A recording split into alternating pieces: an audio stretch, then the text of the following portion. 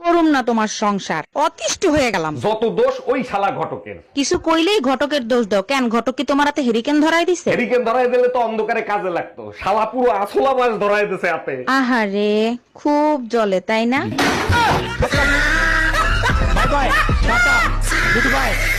জানেন ভাবি, ভাই আপনাকে এক ফোঁটাও ভালোবাসে না। আরে কি বলেন, আপনি জানেন না, অনেক ভালোবাসে। তাইলে আপনি যখন হারায় গেছিলেন তখন পুলিশের রিপোর্ট লেখায় নাই কেন? কারণ এর আগে মোটরসাইকেল হারাইছিল, পুলিশে 15 দিন ইউজ করে তারপর ফেরত দিচ্ছে। ও আচ্ছা। এ কি হয়েছে, এত দেরি হলো কেন? আর বইলো না, আমাদের গলিতে যে একটা কুত্তা আছে না। হ্যাঁ বলো, কি হয়েছে? আরে আমাদের গলিতে যে খুজলিওয়ালা কুত্তা আছে না। আম্মা তোমার 1 মিনিট পরে ফোন দেই, আগে কুত্তার কথাটা শুনে নেই।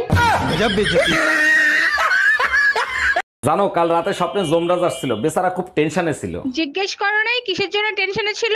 জিজ্ঞেস করছিলাম, বললো যারে নিতে আইছি তার চেহারার সাথে মিল পাচ্ছি না। আহারে বেচারা, তারপর তুমি কি বললা? আমি বললাম, ভাই তুই এক কাজ কর, সকালে আয়, চেহারার সাথেও মিল পাবি।